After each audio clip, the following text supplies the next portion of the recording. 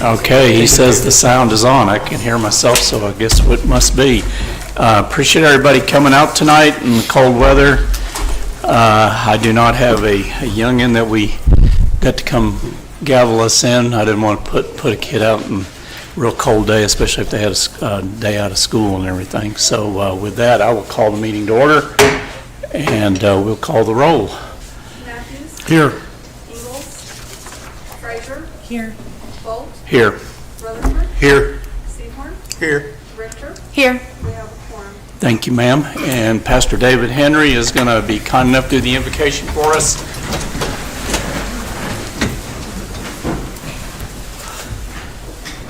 Let us pray.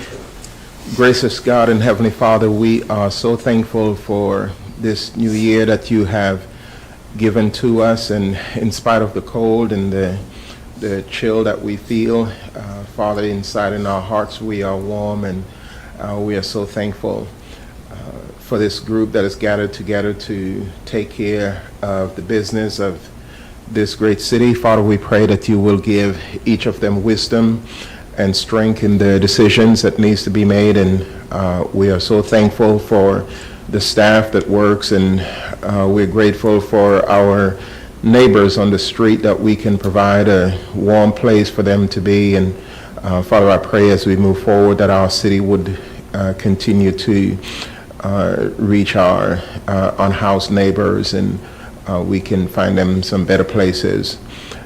Father, we pray that this year before us, filled with perhaps challenges, that we would be strong enough from our learned experiences to overcome those challenges. And we are so blessed for the many hurdles that we were able to overcome in 2023. Watch over us, we pray, Heavenly Father, and we always remember those men and women who are serving all over the world to protect and defend this country. Father, we're grateful for them and their families, and we ask that you would watch over them. In Christ's name we pray. Amen. Thank you, sir. You'll join me in the flag salute. I pledge allegiance to the flag of the United States of America and to the republic for which it stands, one nation, under God, indivisible, with liberty and justice for all.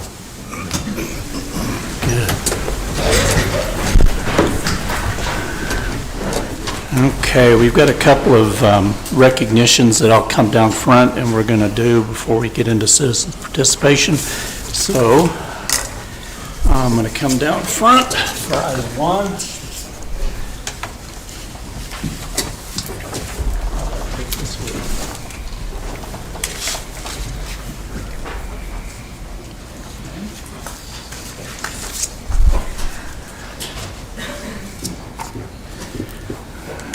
Okay, so our first one is a recognition of Emery Luna.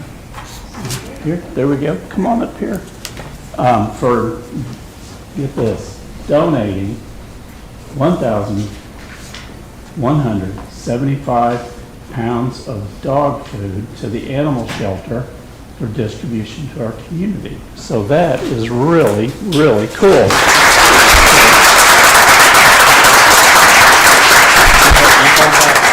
I'm going to read that in a second here, but Emery Luna, right here, the goal was to get 1,000 pounds of dog food donated to the animal shelter.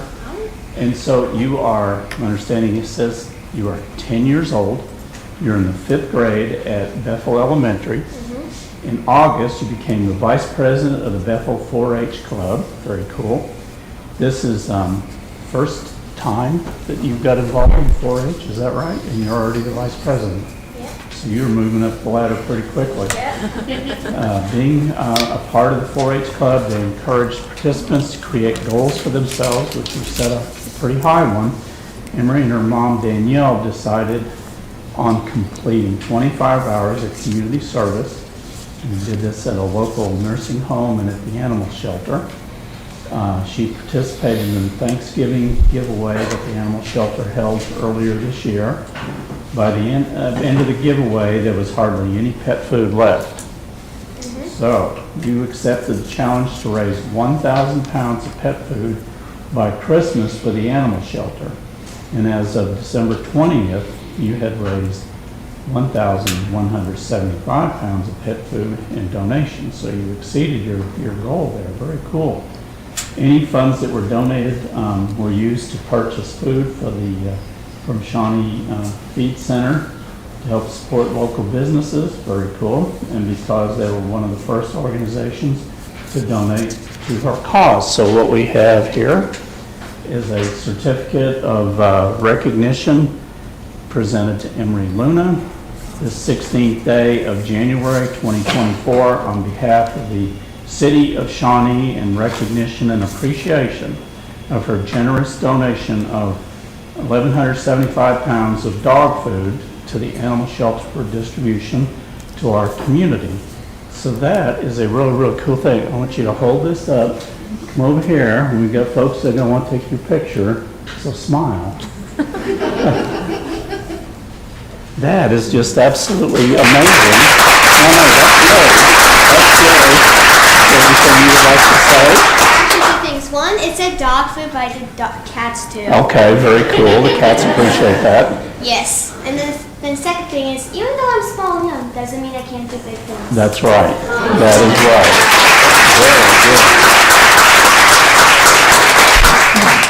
Very good. And we have another recognition, which is really cool. This one is a recognition of Shawnee Police Department Communication Manager Christina Brown for receiving the Wendy Day Memorial Scholarship for 911 Goes to Washington 2024. How are you? Fine, how are you? So, I had never heard of this award before, but I understand this is a really high honor and a hard thing to get and very cool. So, thank you so much. So, Chrissy has been announced as a recipient of the Wendy Day Memorial Scholarship for 911 Goes to Washington 2024. Chrissy is, as I said, the Police Department Communications Manager, and she has 17 years in public safety. She has served as a board member for the Oklahoma chapter of NENA. What does that stand for? NENA, the National Emergency Number Association. There you go. Since 2016. 911 Authority LLC picked one person out of the entire nation to receive this prestigious award. That is really cool. NENA and 911 Authority LLC established the 2024 Wendy Day Memorial Scholarship to honor the life, passion, integrity, and career of Wendy Ann Day. The scholarship honors the mission of 911 policy and regulatory development, women's empowerment within 911, and Day's valuable contributions to the policy and regulatory aspects of public safety programs across the country. So what we have for Chrissy is this certificate of recognition presented to Christina Brown the 16th day of January 2024 on behalf of the City of Shawnee to acknowledge her selection as the recipient of the Wendy Day Memorial Scholarship for 911 Goes to Washington. So, there you go. Congratulations.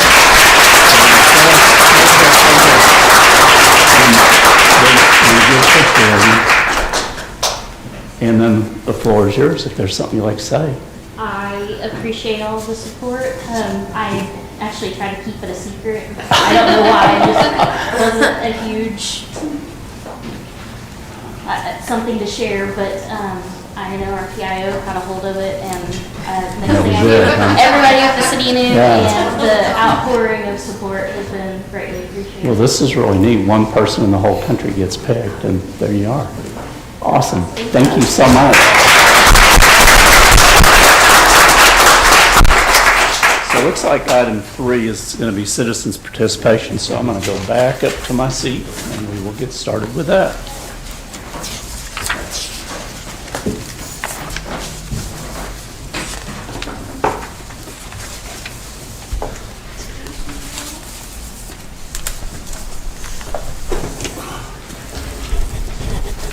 Okay, so item 3 is citizen participation. Same rules as normal, 3 minutes per person, 12 minutes per subject. The first name, it looks like Linda. Is it Linda? There you go. Oh, okay. How are you? Good, how are you? Thank you so much. Good evening. My name is Linda Gouge. I'm the Community Development Administrator for the absentee Shawnee Housing Authority. My department works to improve the lives of individuals and groups that reside within our community. We also aim to assist in the revitalization of declining neighborhoods and provide information of resources to improve the quality of life.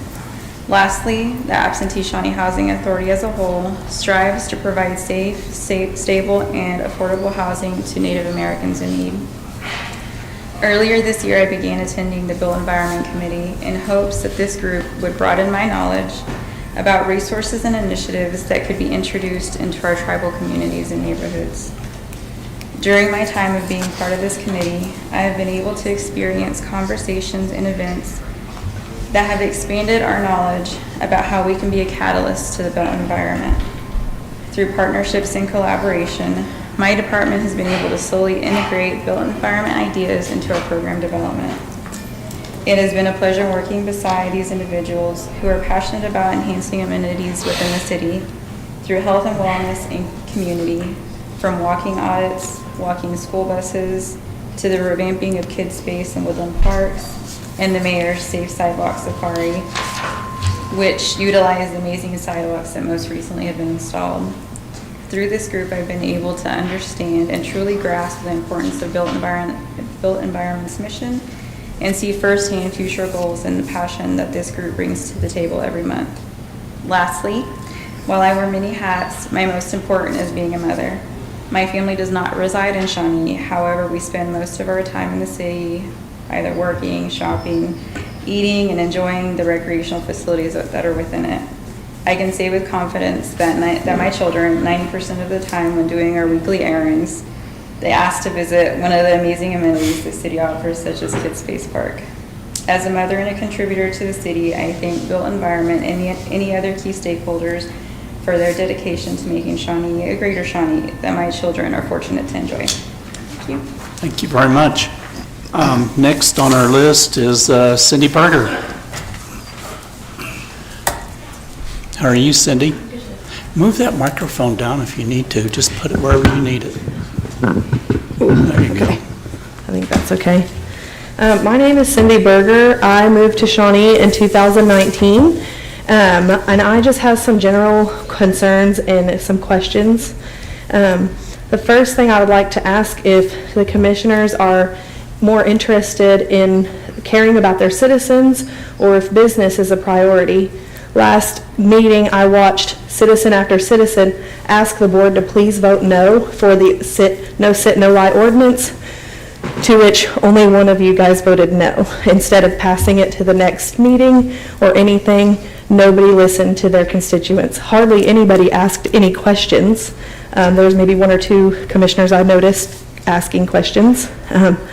And then another question I would have for the board is, and the reason I'm asking here is because I've also asked in the school board meeting, who do the school resource officers report to, where I might be able to file a complaint if I need to, or ask for a supervisor. There are officers writing tickets that generate city funding to students at school who are under 18 without their parents present. And I think that's extremely concerning, and I would like to know who I can talk to about it. Asking around the school, I get a different answer from each different person I ask. So please let me know who I can talk to be able to have some accountability for what's happening to our kids at school. Thank you. Okay, thank you very much. Next is Rob Morris. How are you tonight? Pretty good.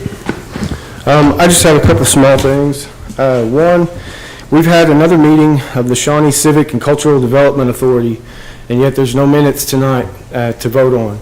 And I'm curious if that's because the meeting before last, there wasn't any money for the $18,000 audit.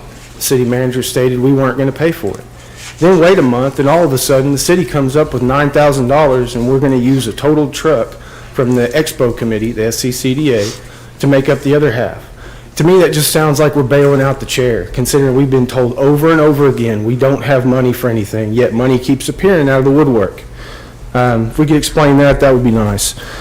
Celebration of Life Park and reopening it. I've said this before and I'll say it again. It's an easy idea that would work. Any one of y'all can run with it free and clear. You go out to Gordon Cooper, you let them do a lot of the labor since they're training people to do things at the same time. They still have to live by standards. And we get the park fixed. You have them build the gazebo. Maybe we're stuck with paying a little bit of material cost, but that's about it.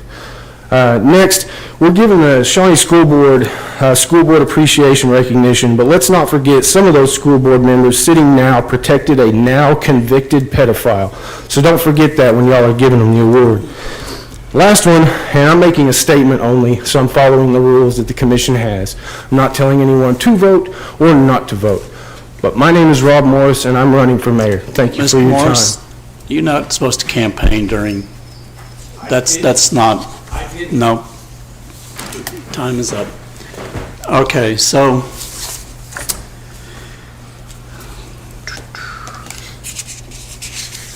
Item 4, consideration approval of consent agenda.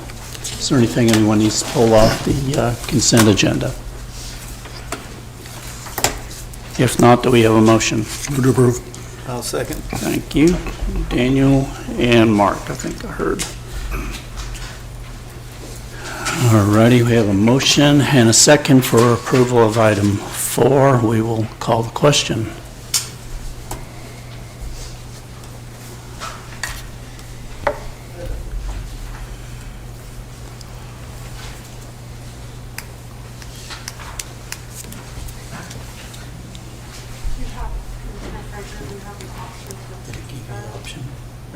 It didn't give it to her. I'll take up the whole vote. Commissioner Frazier? Motion passes 6-0.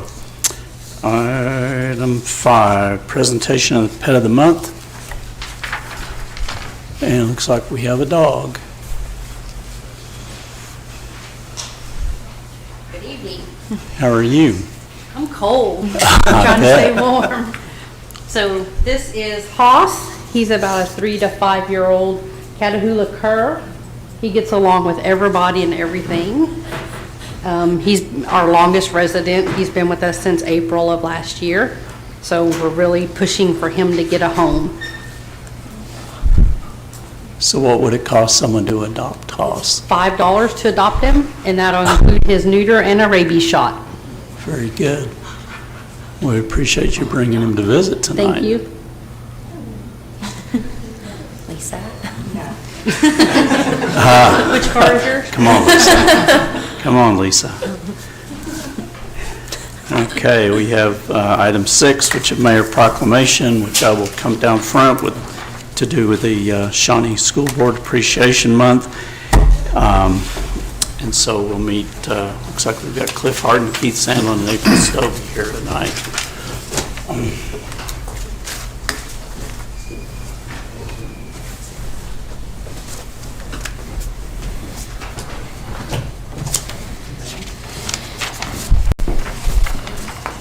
Okay, how are you guys?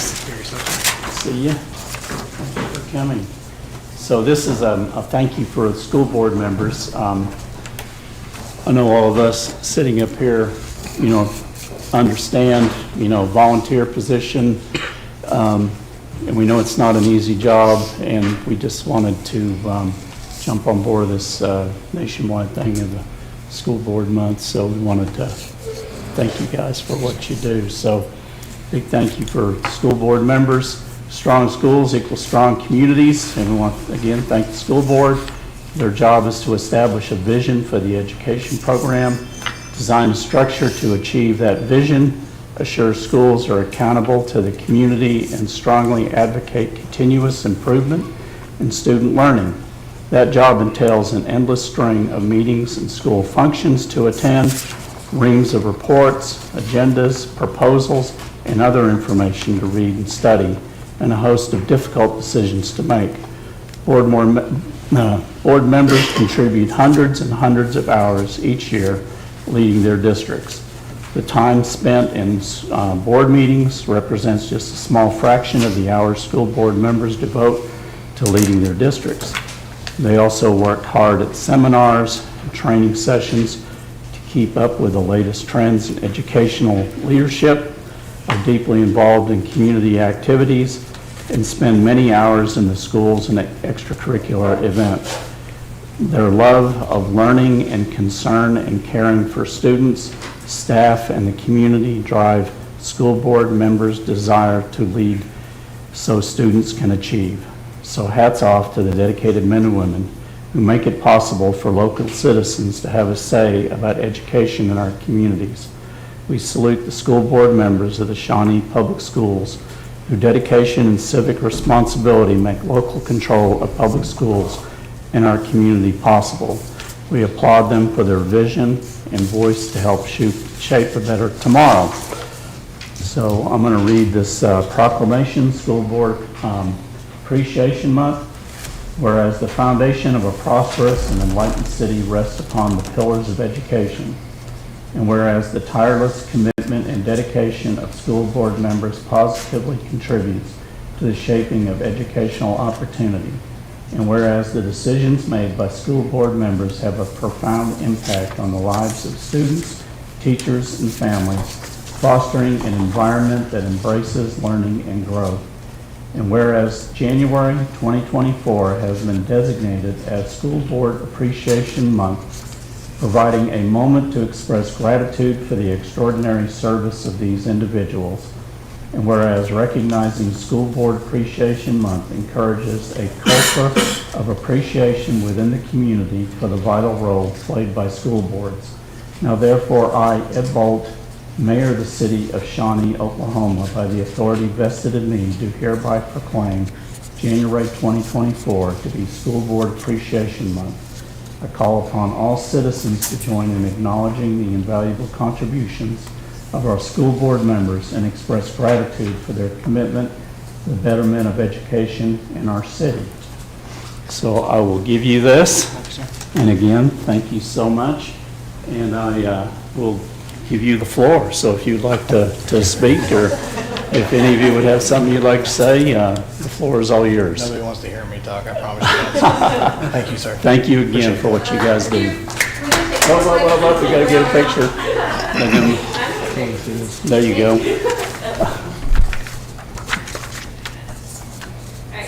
All righty. Thank you so much.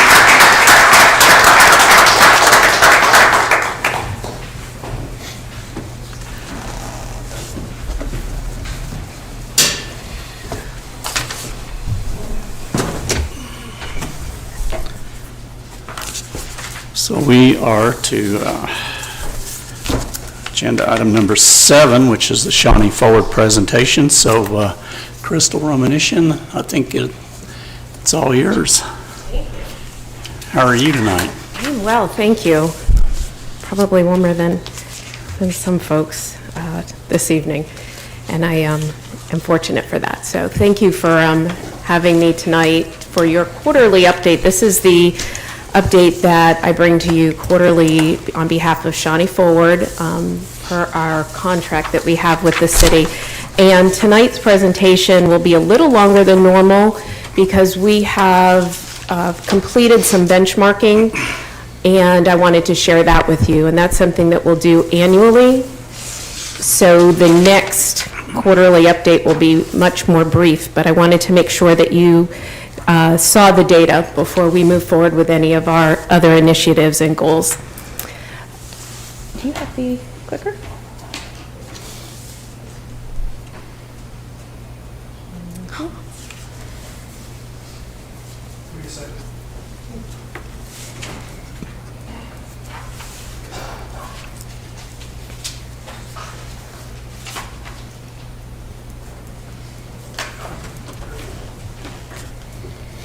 There we are.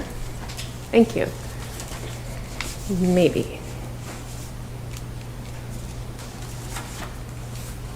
There we go.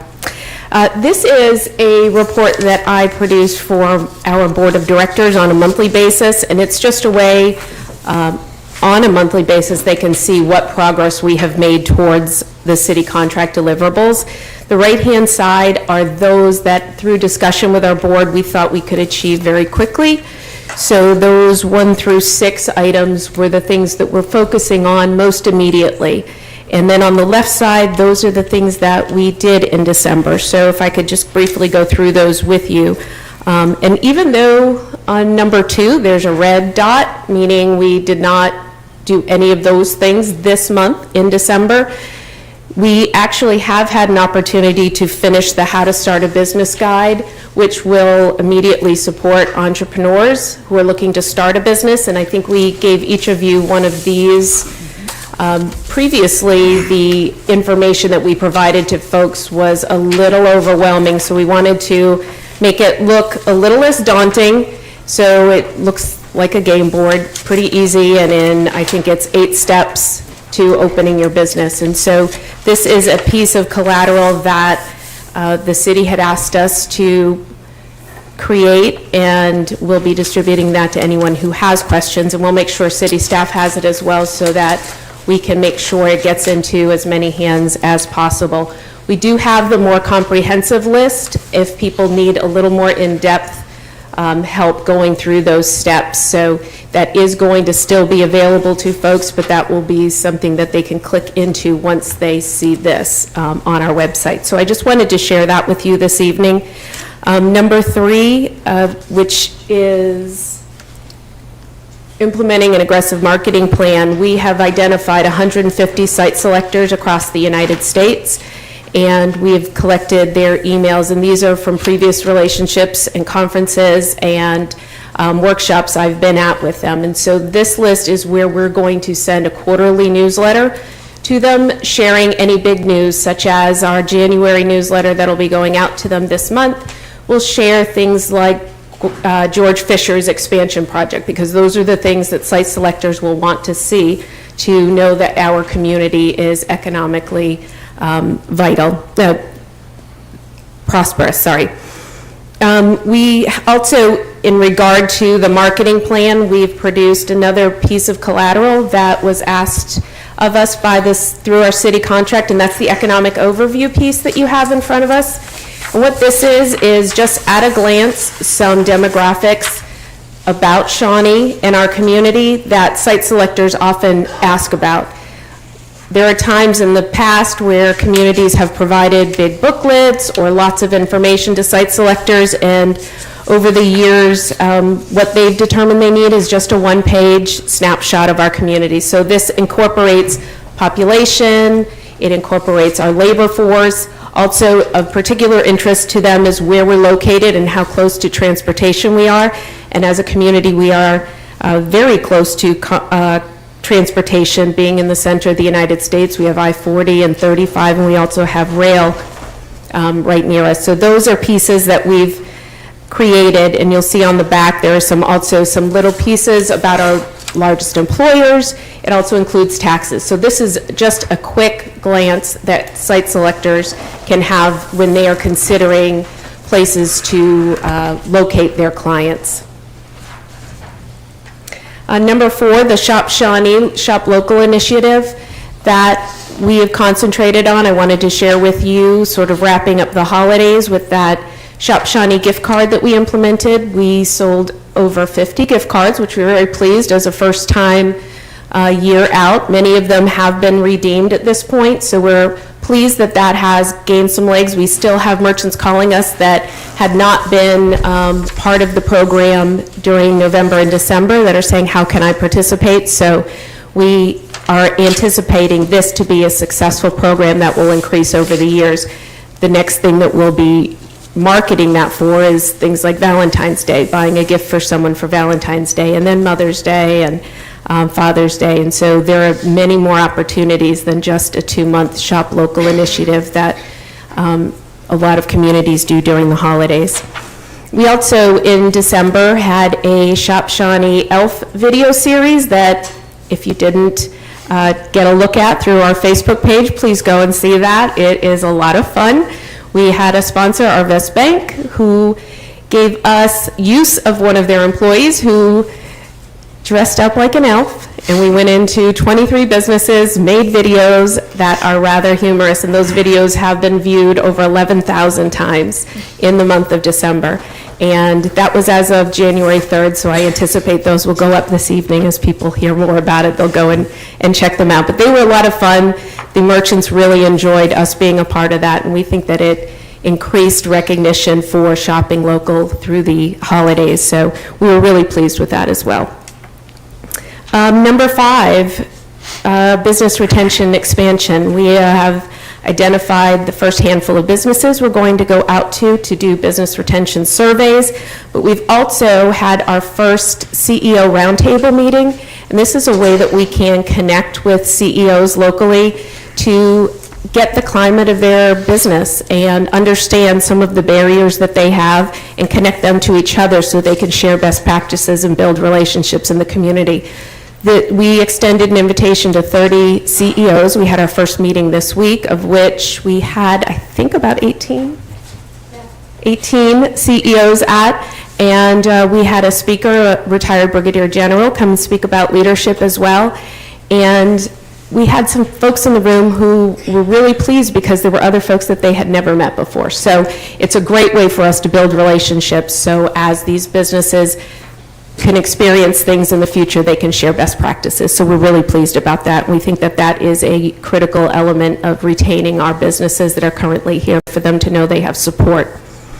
And finally, our benchmarks. I'm not going to talk about that too much because we're going to see the slides later where we have the metrics and benchmarks. So that is just the December, what we did in December in those few weeks that we had before the holiday. And each month I'll do one of these for our board, and then I'll share them with you at our next quarterly meeting. So the next few slides are what you actually see on a quarterly basis. If you recall back a few months ago, this is similar to what we had done for you then. And it's called Shawnee by the Numbers.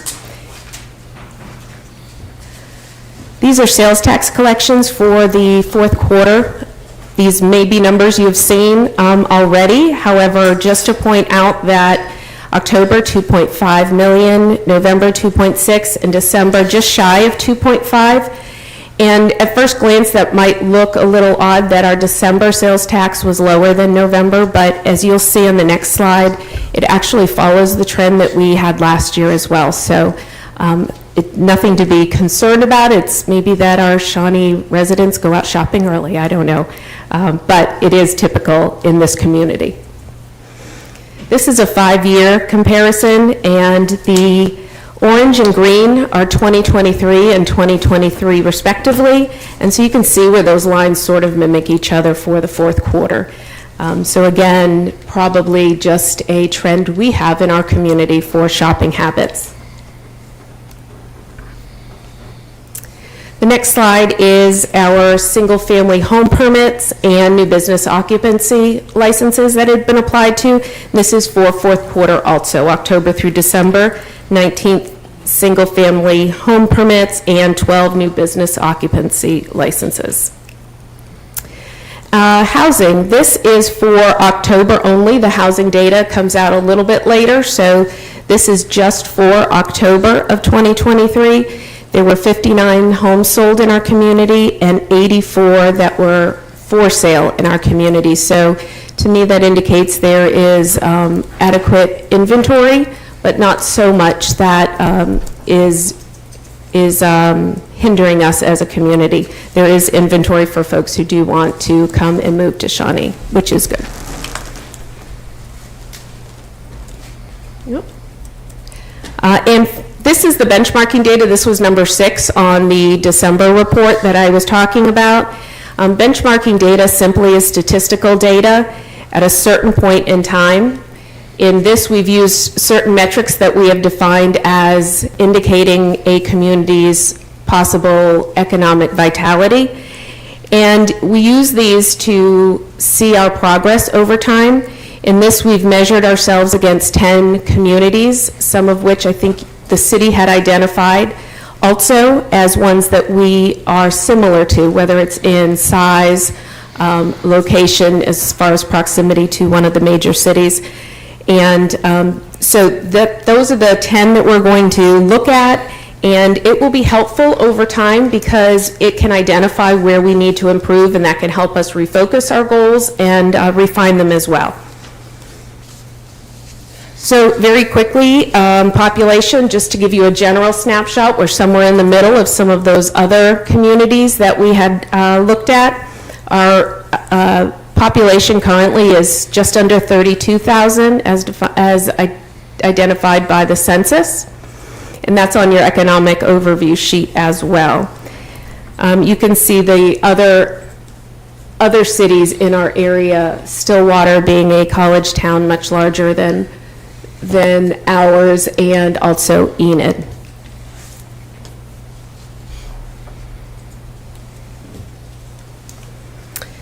This is annual wages per worker. And you can see here that we are slightly less than most of those other communities. I will note that in Oklahoma, the average annual wage is $51,318, so we are significantly less, being in the mid-40s right now. So it will be something that we can use over time as we create jobs and as we help businesses expand their jobs. Hopefully quality jobs that we'll be looking to identify and create that will help us raise that. This is the median house value. The most interesting one to me is Stillwater. I don't know if that's necessarily because it's a college town that their home values are much higher. Redfin, which is a real estate site, notes that the Oklahoma median house value is $233,000 as of November 2023. A lot of times what we'll do in economic development when we're talking to site selectors is we'll take some of the information that might not necessarily seem very appealing, and we'll use it to identify positive things. So for instance, ours where we have a low median house value, we can use that to indicate that we have very affordable living. So it's somewhere where a company may want to relocate or establish themselves because there is available housing at an affordable price for their workers. The labor force size, this is just simply the number of people in the community over 16 who are either employed or unemployed. I apologize, there are two cities missing, Bartlesville and Yukon, that I'll make sure is on the next one. And you can see that this line follows pretty closely to the population size, which is a good thing, that our population for our labor force is about the same as every other's respectively. Perhaps more important, and the one that I like to focus on, is our labor force participation rate. The labor force participation rate is simply those folks over 16 who are able to work, who do have jobs. In Oklahoma, our state average for November was 62.9. We are much lower than that at 57.3. And so to me, that's a point that I want to try to find out and identify what those barriers are for people, because we do hear that there are jobs in our community available, but the folks aren't working. Initial conversations I've had with some of our manufacturers over the last few months is that some of those barriers are childcare and transportation. So if we can solve some of those problems, perhaps we can raise our labor participation rate. You'll note that the low is Muskogee at 55.9, so a little bit lower than ours, and the high is Enid at 62.3, which is about our state average. So those are some of the things in continuing conversations with our manufacturers and other businesses. We'll continue to try to identify those reasons that people are not participating in the labor force. This is a number that this metric is just those in our community who have either a bachelor's degree or higher. You can see that Shawnee is relatively low, particularly interesting to note because we have a 4-year educational institution in our community. And so what that indicates to me is we are not currently retaining the talent that we are taking the time to educate. So we're investing time, but we are not retaining them at the end of that. They're going somewhere else to share their time and talent. So it's one of those things that we'll have to look at a little closer on how we can retain more of those young people who are being educated in our community but not staying. And I think you'll see Stillwater has the highest of all of those, and it would be nice as a neighboring community with a four-year educational institution to have numbers similar to that. So this is our unemployment rate. All of the cities except for Yukon are higher than our state average, which is 3.2.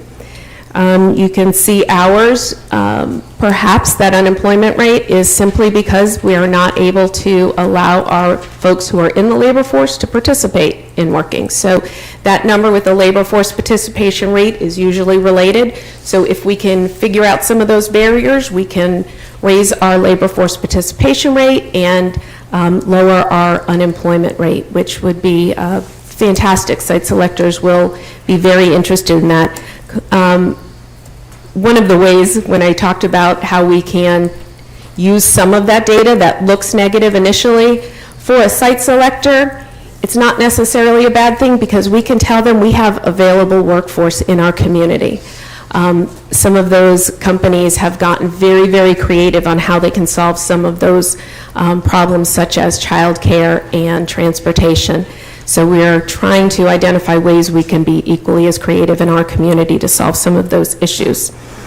And interestingly, Yukon, very, very low, and I will be in the next couple of months reaching out to them to try to figure out what they are doing that is so great. Do they have more childcare in their community than we do? Do they have a public transportation or some other system to get people to work? So it'll be interesting to see what other communities are doing as we move forward.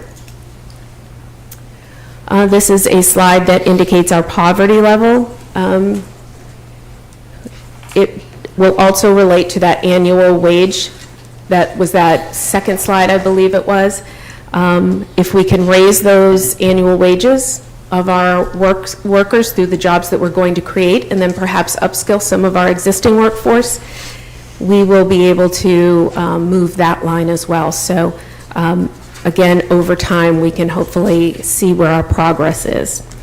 And then the final slide is simply a crime index. Crime index is not crime rate. As a lot of folks, I don't know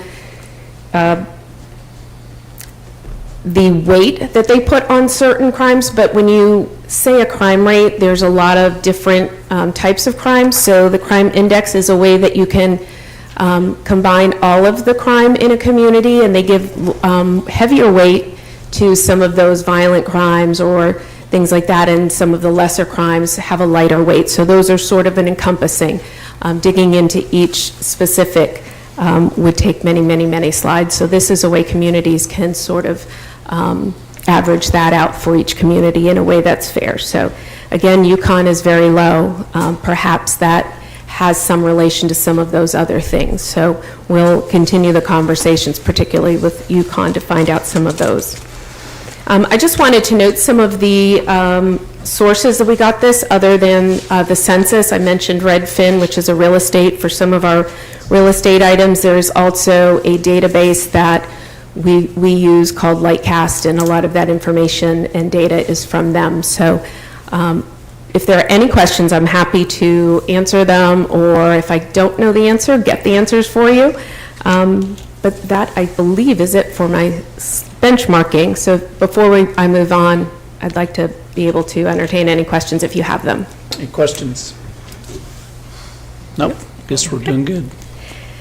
So again, the next update is going to be, the quarterly update will be in April at your meeting, and then a update on these benchmarks only is going to be fourth quarter, or Q1 actually, January 1st. So a year from now, we will update these, and we'll start to see if we've made any progress over the coming year. Two other things I just want to note really quickly. Next week, Shawnee Forward is having a half-day workshop to understand the economic development process. I hope you've all received an invitation. We hope that there will be many people, because there are a lot of partners. Economic development is a team sport. I say it a lot, but truly it is. There are a lot of people involved in the process, and so I hope that you'll be able to join us. If you haven't gotten the information, please reach out to our office, and we're happy to fill you in. It is January 24th from 8:30 to 12:30. And then on February 22nd, we are doing a full-day economic summit for our community that will include some breakout sessions. Some of those topics will be benchmarking, but also things like projects that have worked in other communities similar to ours.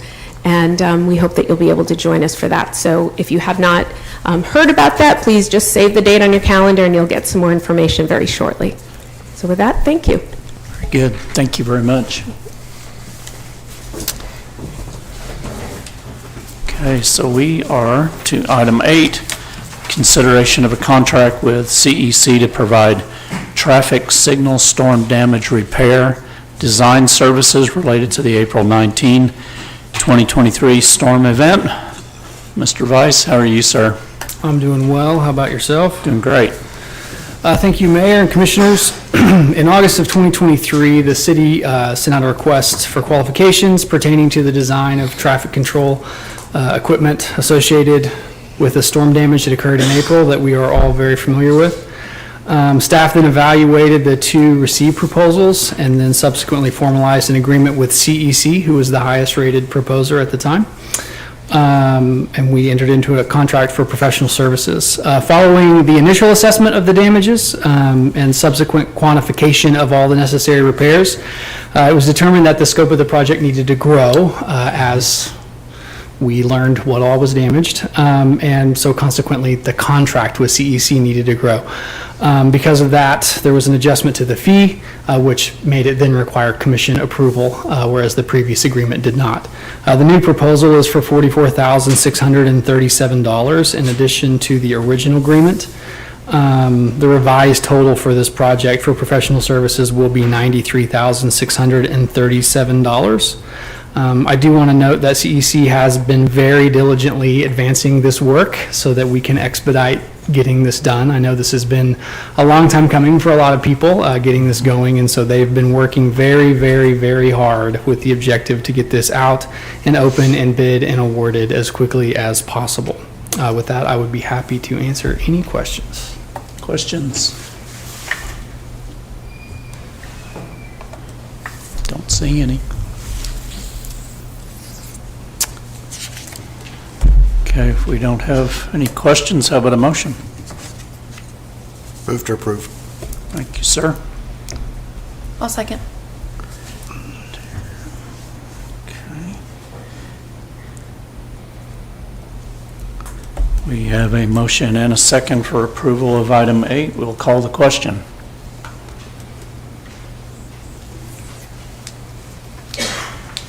Didn't pop up for you, did it? Oh, you did. Okay, good. Motion passes 6-0. Item 9 is consideration of an amendment to the contract with Deep South Fencing for fencing installation and repair services. The floor is yours again. It is me again. During the October 16th, 2023 Board of Commissioners meeting, you all approved a contract with Deep South Fencing to provide fencing repair and installation services.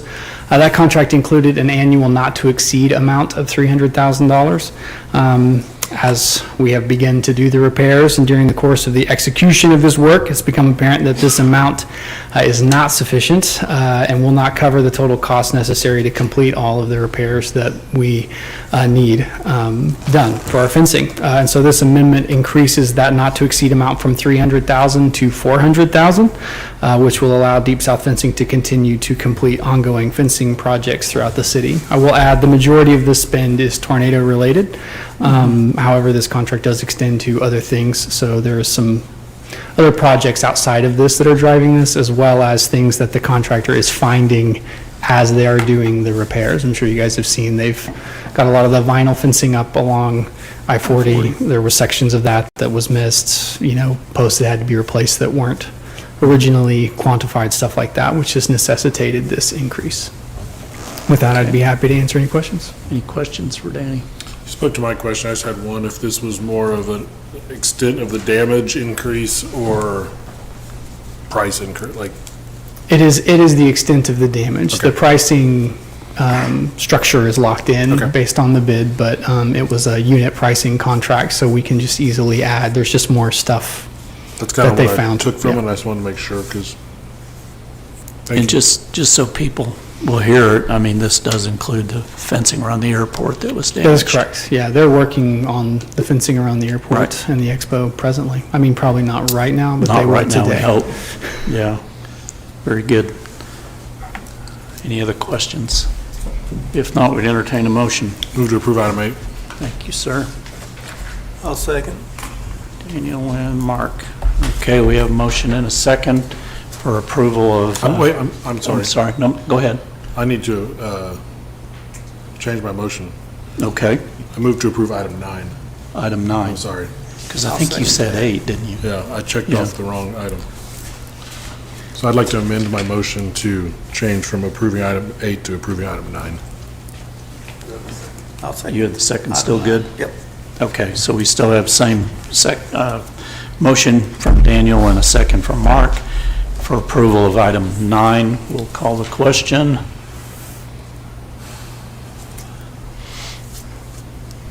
And that motion passes 6-0.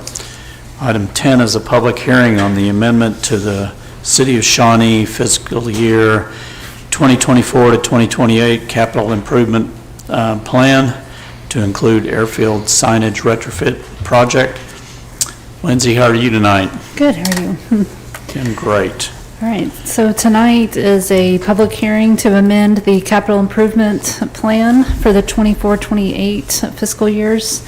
This plan was adopted June 20th of 2023, and we're asking for an amendment to add a project at the Shawnee Regional Airport, which is to retrofit existing runway and taxiway indicator lights with LED upgrade kits. The estimated total of the kits is $20,000 with installation cost of $5,000. This project was previously included in the budget for the airport authority.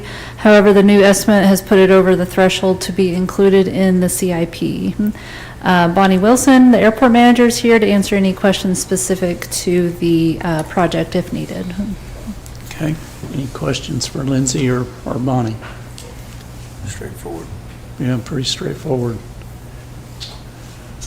Very good. So, on my, I mean, are we looking for folks to speak for and against this? Yes. Okay, because it's not written on here, but, so with that, we'll open the public hearing. Is there anyone that would like to speak in favor of this proposition? Seeing none, is there anyone here that would like to speak in opposition? Okay, seeing none, we will close the public hearing. Item 11 is consideration of an amendment to the City of Shawnee fiscal year 2024 to 2028 capital improvement plan to include an airfield signage retrofit project. And Lindsay, the floor is yours again, unless there's you've got it covered, so any discussion up here? If not, we'd entertain a motion. I move to approve. Thank you, ma'am. Second. Lauren and Daniel. We have a motion and a second for approval of item 11. We will call the question.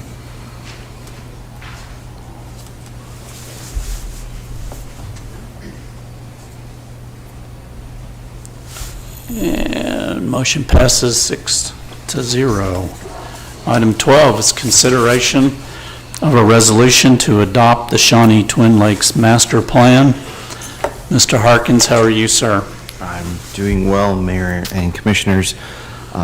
This item is a continuation of the admin report from last month, and we do have in your packet some slides just to further add some information and clarify things.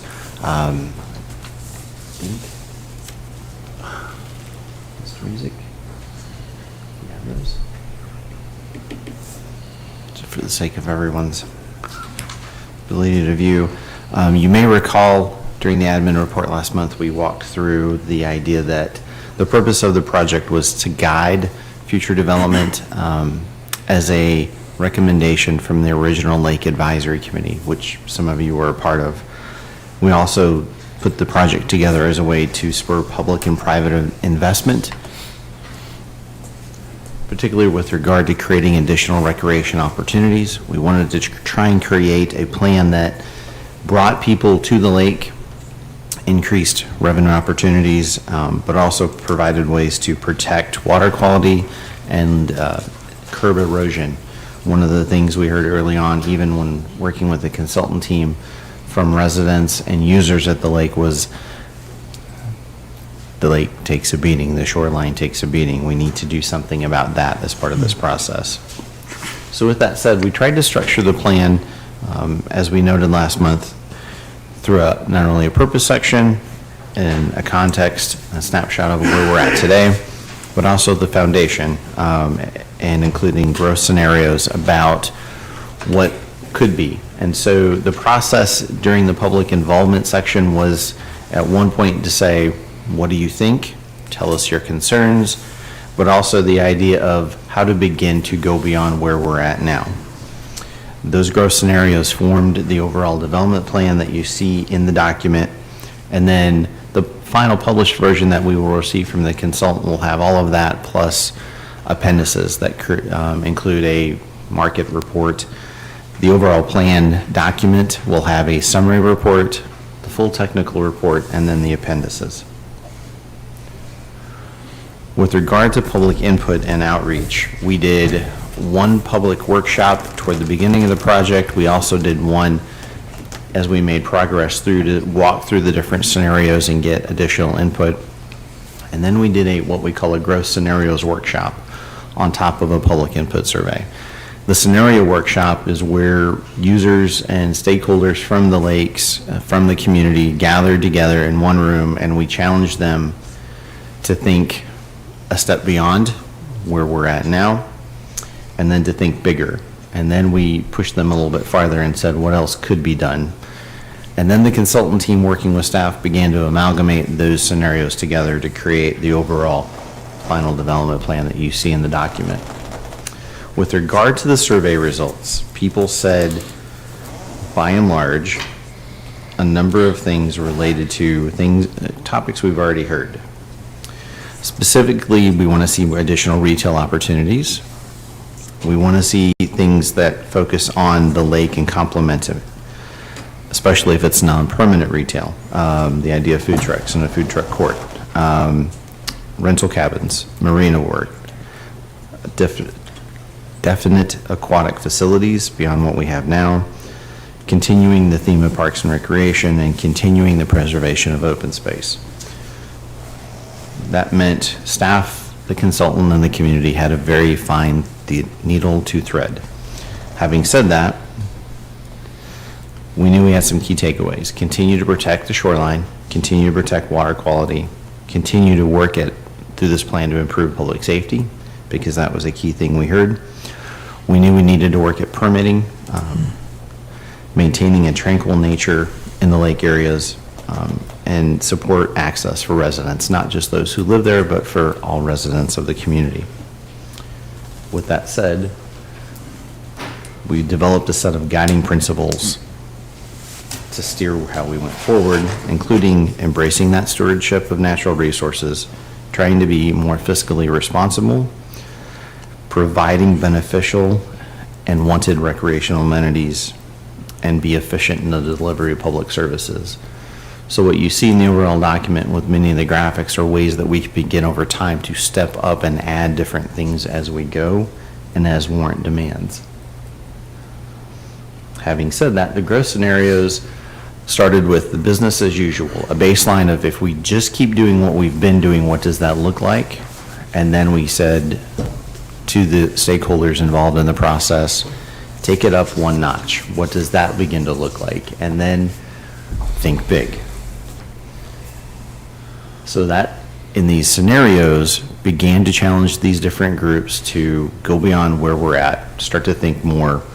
And I will tell you from watching them, at times they struggled. And at times they thought really big. And they asked a lot of questions of staff.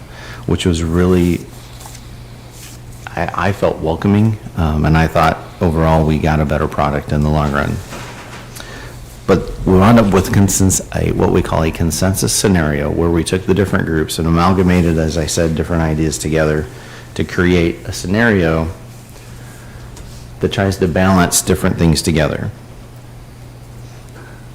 And that's where we're going to start. So we created a future development plan that balances the need to preserve open space, water quality, and shoreline protection with additional commercial and recreational opportunities, while knowing that we can't do that by and large without being very selective with the how we allow development and where. So we tried to keep commercial and larger residential toward Highway 102, more open space along the lake itself, and then lower density residential in other areas.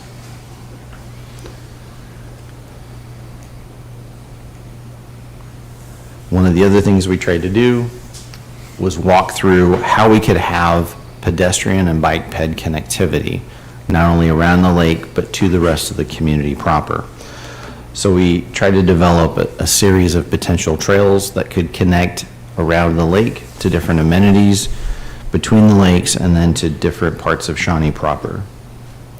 Again, these are all pieces that can be built over time as we have the funding and as the demand warrants. It does not mean you go completely and try and do everything at once.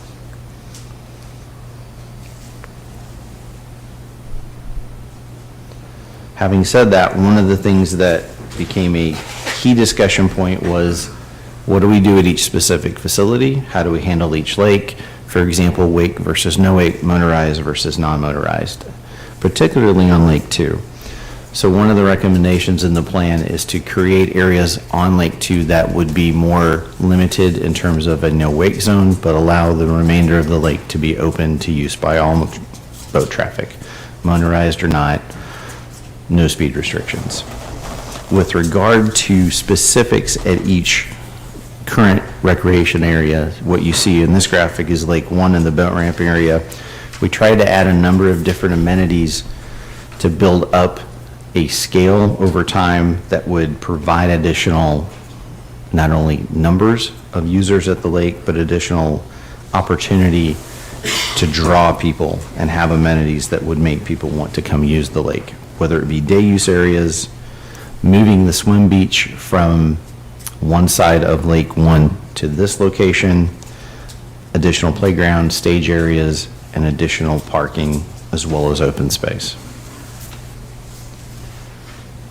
What that meant for Glen Collins was working on shoreline protection, access control for RV parking, and additional opportunities such as an inclusive playground, additional boathouse and day use areas, additional lodging, open space, and destination recreation opportunities, examples of which are included in the plan.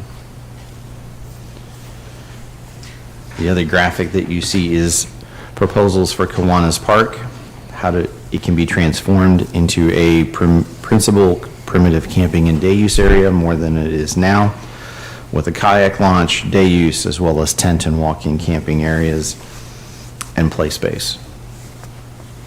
Again, each of these are designed to draw additional users to the lake areas. As I noted previously, one of the discussion issues that came up early in the process, especially as potential proposals came out, was the idea of motorized versus non-motorized. There were many that were worried about Lake 2, for example, being totally a no-wake lake. What the plan talks to is the idea, again, of highlighting specific parts of Lake 2 to be non-motorized, but allowing the rest of the lake to be open for use for watercraft at all speeds. The plan also talks about additional setbacks and buffering along shoreline. Those are examples we're already trying to work into, for example, the Unified Development Code, as well as proposing things like low-impact development. With that said, the Planning Commission reviewed this item at their December meeting in December of 2023 and gave the recommendation of approval. Staff's recommendation is concurrent as well, so we would ask for approval of the resolution. I'd be happy to answer any questions. Any questions for Ryan? I have kind of just a housekeeping one. At the end of last month's meeting, I had told Andrea about a few like financial typographical errors that I noticed, decimals out of place or like zero signs missing, and then some spelling errors. Are those all taken care of? I mean, it was 100 and something pages, We so submitted I didn't go those back and check. Yeah, we submitted those to the consultant after that was provided to us and asked for a scrub and a cleanup. We will do that again before the final publication as well, and staff will review that just to make sure one last time we don't miss any of those things. Okay. Is there any kind of timeline on this, like just a general figure, like just how long it would take to accomplish as much that's in that? Part of that depends on how you go about it, to be honest. If we start looking at public-private partnerships, you could see those types of projects take fruition much faster than if we did it all ourselves. In an ideal world, we would be looking at a combination of things. So we're already sitting down with the Parks Department to figure out some of the priorities for each of these different areas and what the next steps are and different funding sources we can start to go after, including how we start to budget in the next budget cycle matches for potential grant applications. And any of these projects that we draw out or project, every single one of them has to come through the commission, correct? That's correct. Construction, design, that would all come back through you. So as we go through each part, you would be seeing those things again. Yeah. And the public would have additional opportunities to gain input and give input on any of those designs. So it's not a blank check or free reign for the city to do whatever they want at the lake. It's simply a guide. No, this is Based on our simply couple of years of public input and working together has created a path to pursue forward. This is truly just a path forward and taking the next step on how to guide development in that area. Thank you. Any questions, comments? I just kind of want to repeat what Daniel said, just because that's what I've been hearing is adopting this is not setting all of this in stone. Everything's going to have to come back here to be voted on, and if there's individual items in this plan that end up not working, or something would work better, or a different location, all of that is going to come back, would have to come back through the commission to make changes to begin with. I mean, just one example, there's a place that's got a boat launch on here that may or may not work. It may need to be still where it is or something. This doesn't mean these changes are going to happen until it's decided on one piece at a time. That is correct. And with regard to the graphics specifically, those are planning level graphics. They are schematic. They are not a definite design type document to say this is the exact location of something. Anything else? With that, do we have a motion? Move to approve. Second. So we have Darren and Daniel and Joe, I think you're up. Thank you, Mr. Mayor. A resolution adopting the Shawnee Twin Lakes Master Plan as an element of the comprehensive plan. Thank you, sir. We have a motion and a second for approval of item 12. We'll call the question.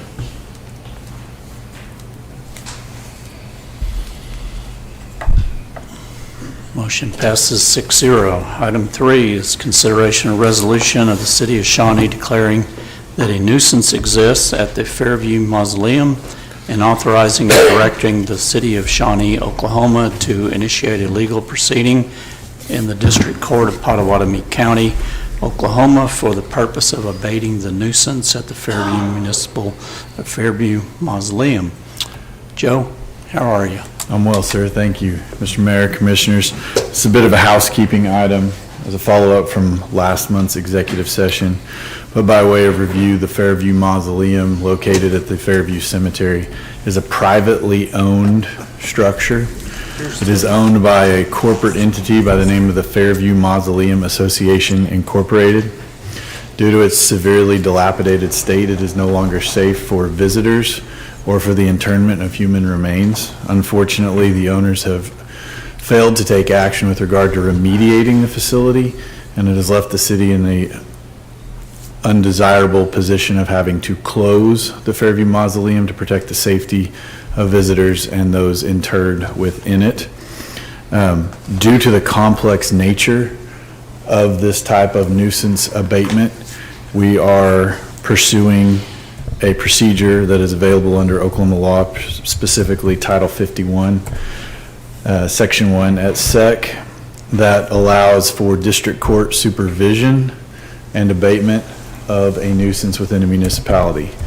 We have chosen this path due to the sanctity of the human remains that are within the mausoleum, and not knowing for certain what the potential solutions will look like going forward. We wanted court oversight. We wanted to be able to provide proper notice under said court oversight to next of kin of all interred within, and it creates transparency as we move forward and attempt to hold the owners of the mausoleum accountable for this dilapidated state. As a requirement of this specialized procedure under Title 51, this body must pass a resolution, the resolution before you on this agenda item, authorizing the court and the city to proceed forward under this procedure. It is the staff's recommendation, for the reasons that I've set forth, that this be the procedure that we undertake, and we're asking for approval of the resolution. And with that, I'd be happy to answer any questions. Questions for Joe? Don't see any questions, so we have a motion. I'll make a motion. I'll second. Sir. Mark and Darren, you're up again when you're ready. Thank you, Mr. Mayor. A resolution of the City of Shawnee declaring that a nuisance exists at the Fairview Mausoleum and authorizing and directing the City of Shawnee, Oklahoma to initiate a legal proceeding in the District Court of Pottawatomie County, Oklahoma, for the purpose of abating the nuisance at the Fairview Mausoleum. Thank you, sir. We have a motion and a second for approval of item 13. We'll call the question.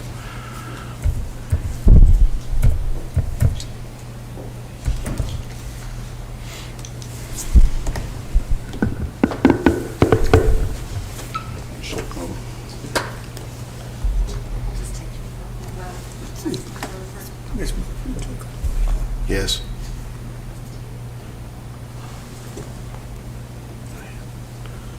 We're like back at the beginning.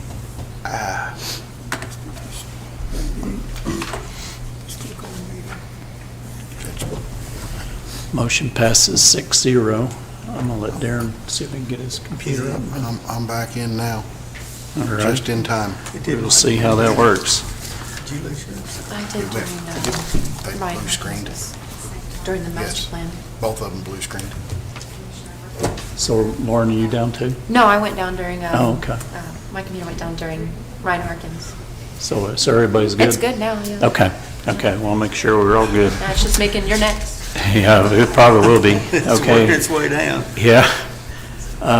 Item 14 is consideration of resolution of the City of Shawnee to purchase a volumetric concrete truck utilizing Sourcewell contract number 060122.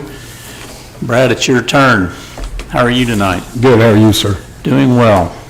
So approval of this resolution would allow staff to move forward with the purchase of the volumetric truck that was approved in the FY 23-24 CIP. This truck will allow us to address roadway issues, concrete issues in a more timely manner, more cost efficient. It'll reduce time, wait time on materials, repair time. This truck is essentially a concrete plant on wheels. It can push out a yard a minute if you so chose.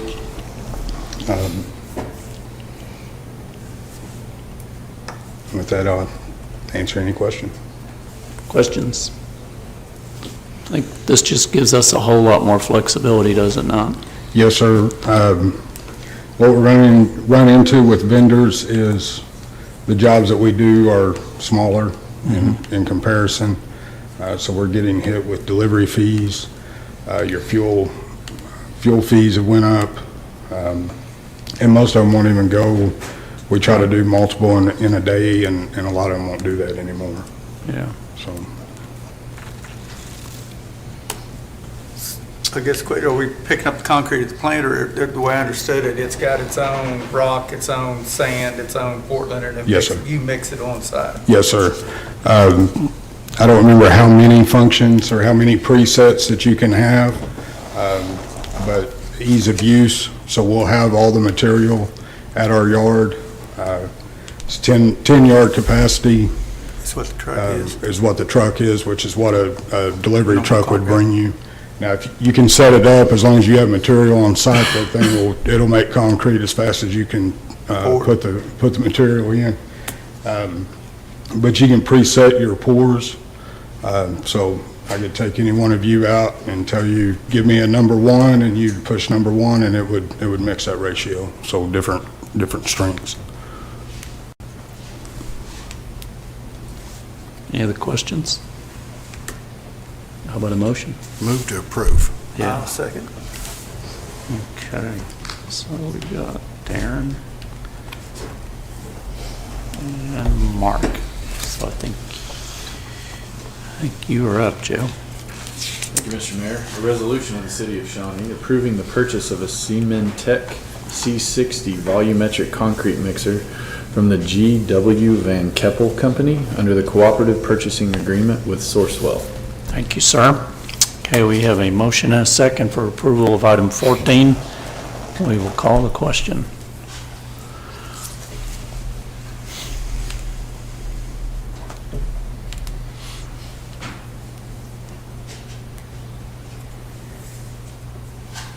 Motion passes 6-0. Item 15 is consideration of a purchase of two 2024 Chevrolet Silverado 3500 HD DRW crew cab vehicles for the Shawnee Parks Department at state bid price. And Brad, it's your turn again. Yes, sir. This, again, was in the, this fiscal year CIP. It's a more proactive approach to replacing our fleet. This purchase would replace a 92 model and a 2001 model. So it's, those vehicles are becoming quite maintenance intensive. So they're expensive to keep running. Yep. Questions? Sure we need to replace a 31-year-old truck? It's just getting broke in. I bet that's broke. Still good. Yeah. Yeah. I bet that is broke in pretty good. Any other questions? How about a motion? Move to approve. Thank you, sir. I'll second. Daniel and Darren. All righty, so we have a motion and a second for approval of item 15. We'll call the question.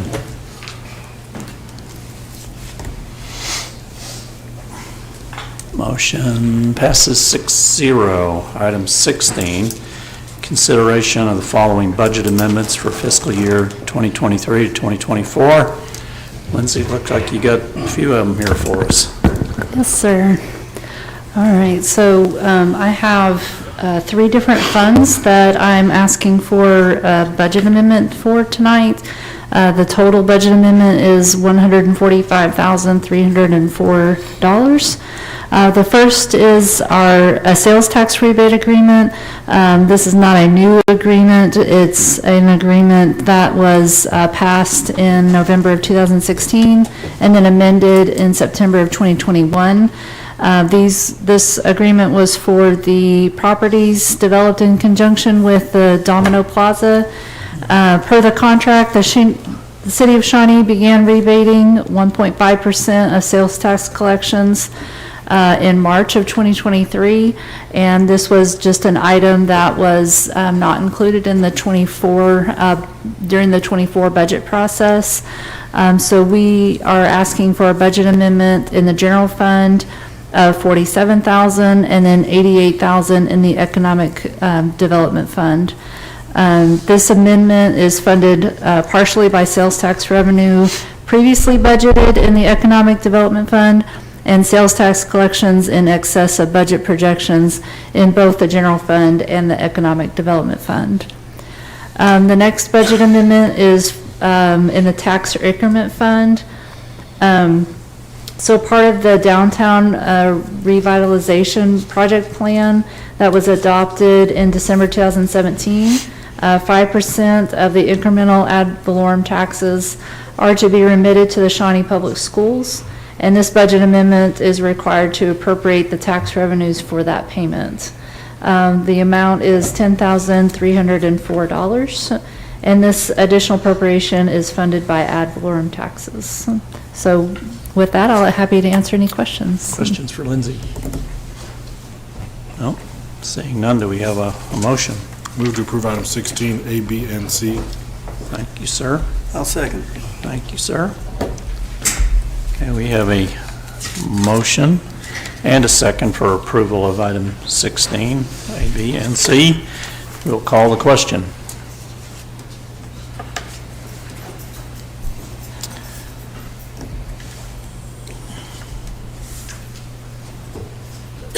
And motion passes 6-0. Item 17 is consider bids. We've got traffic signal storm damage repair, EM-230419-04, and it's the award. Danny, it's your turn again. Thank you, Mr. Mayor. In December of 2023, staff advertised and solicited sealed bids for the repair of the traffic signals that were damaged by the April 2023 tornado. This was aided by CEC, as you'll remember from earlier in this meeting. A mandatory pre-bid conference was held on January 2nd. The bids were due and opened on January 9th. Staff alongside CEC have reviewed the 3 received bids, and the low bidder was TLS Group, Inc. at $533,953.50. This includes the permanent repair to all signal-related items that were damaged as a part of the April tornado.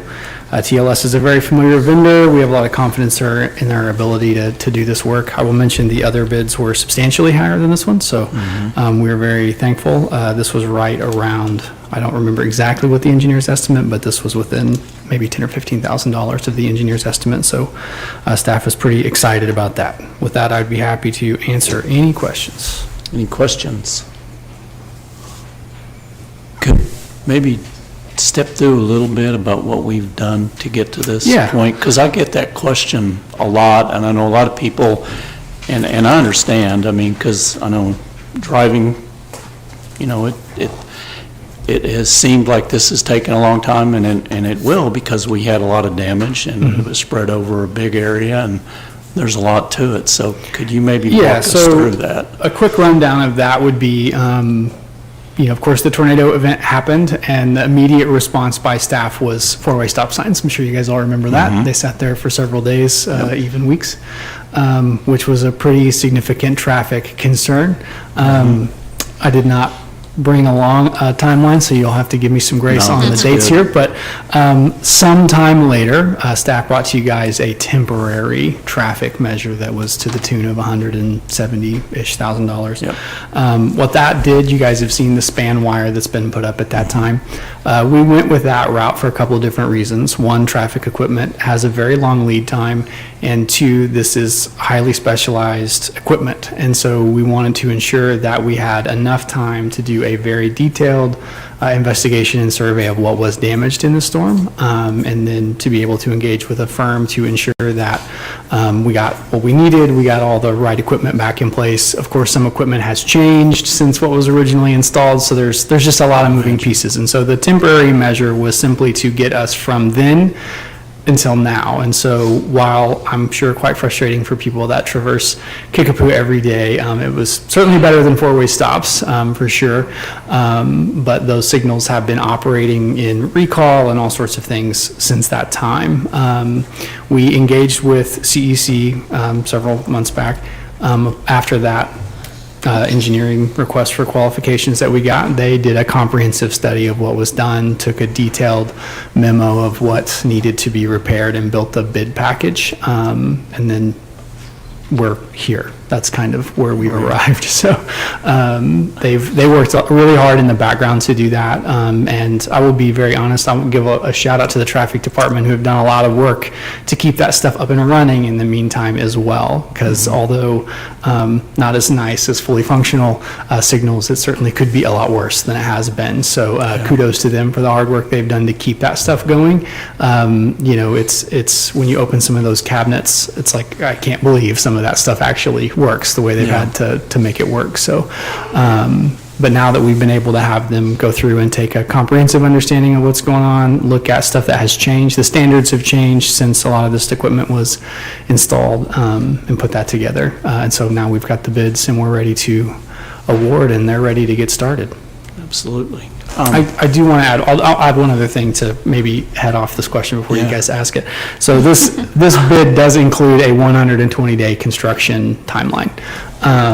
The lead time that existed months ago exists today. Right. So there's not some, we can't wave a magic wand and lead time goes away.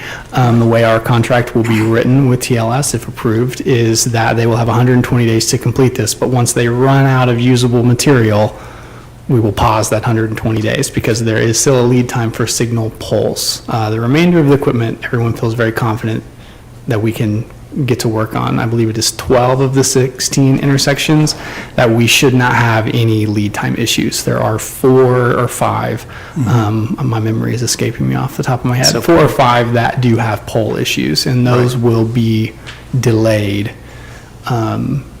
longer than that 120-day timeline as they have to order them and get them in. Right, so I mean, we're going to be on some of those into this summer. I mean, it's pretty safe to say that it'll be that long on some of the those. 4 or 5 that have signal pole issues will be into summer, fall. Yeah, you mentioned a mode that they're operating in. Could you maybe explain that just a little bit so people would understand it? Yeah, so the word I used was recall, so that is where it's just operating off of timing. So it's not using loop detectors or camera detection at the signal, which is part of the thing that has been driving people so crazy, is that they sit there and no one's at the intersection but them, and they're just like, why can't I go? It's because the signal is just operating on a timer. Right. And it's doing that because a lot of the detection equipment is broken, the wiring is broken, all of that kind of stuff, and that's was so hard to quantify, right? It's not just you see the signal mast arm is broken.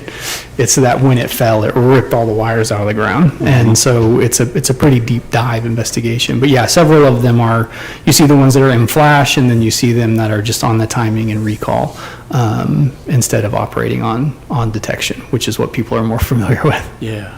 Well, I appreciate you going through that explanation, because I know people are going to be scratching their heads sometimes about why am I having to wait here when there's nobody else coming into that intersection. So appreciate all the hard work you guys have done to get us where we're at, and I can promise everyone we're trying to go as fast as we can to get them all up and running and back to we will be normal. leaning on them very hard to get to work on everything that they can as quickly as they can, and they have been very agreeable to that.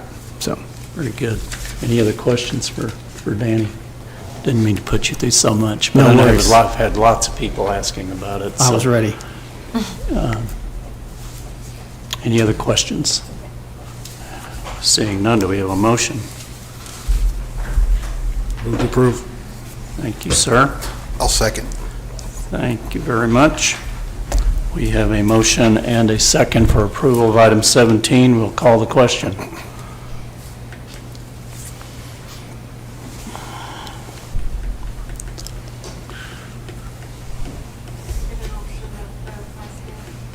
Nope. Yes.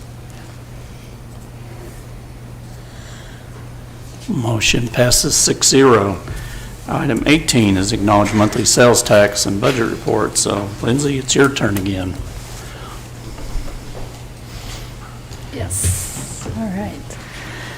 All right, so the sales tax for January totaled $2,705,137, which includes $3,448 in interest. This is distributed across 8 funds. The receipts in January are from estimated December sales and final sales numbers in November.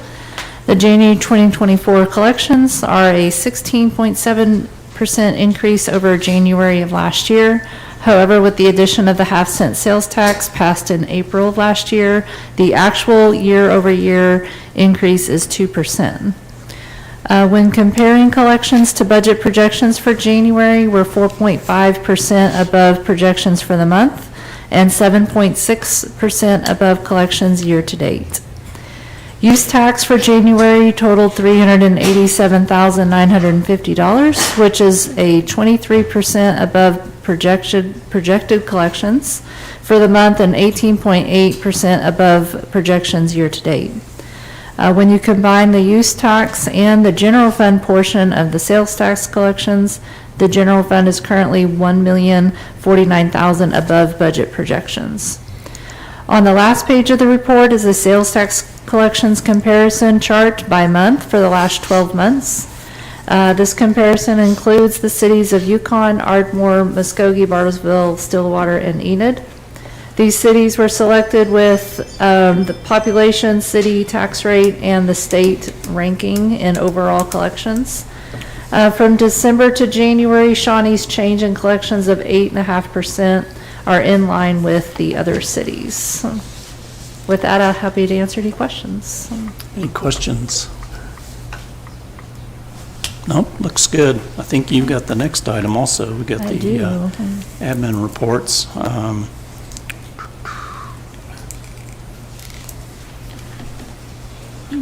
Yeah, we've got what, presentation quarterly 2018 half-cent sales tax report, so it looks like you've got that one too. Yes, sir. So this is the update to the 2018 half-cent sales tax.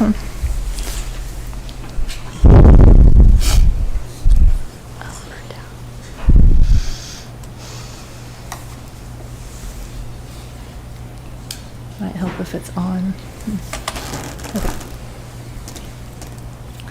Okay, so just as a reminder, the 2018 sales tax election was passed in June of 2018. It added 0.5% sales tax as temporary for 10 years. The revenue allocation is 25% to public safety, 25% to streets and roads, and 50% to parks and public facilities. Since inception of the special sales tax, we've collected $18.1 million in revenue through the January 24 collections, and we've invested $20.2 million in community projects through December of 23, with $8.7 million spent in 2023 fiscal year and $1.9 million year-to-date in 2024. Some notable investments for this quarter was $623,000 for Woodland Veterans Park, $240,000 at Highland Street sidewalk, and $65,000 for a Kickapoo Street sidewalk project. So, as stated previously in the ordinance approving the election of the half-cent sales tax, that these were done for specific projects by percentage, so 25% to public safety. Every quarter, I update the new allocation column on this table to reflect the actual sales tax collections. For this category, public safety, where the majority of the projects are complete, the only update is to the Fire Station 3 remodel. Currently, the design is in development, and staff is preparing to bring on a construction management firm for the remodel.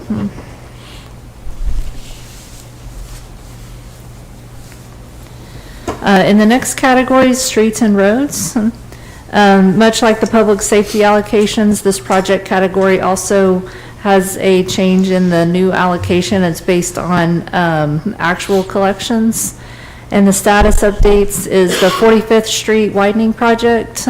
The right-of-way acquisition contract was approved at the last commission meeting, so right-of-way acquisition is underway, as well as utility coordination.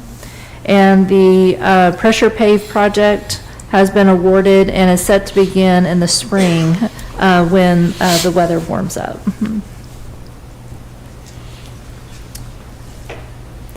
Okay, so for the parks and public facilities, there have been quite a few changes to the allocations on several projects due to changes in project estimates and project prioritization.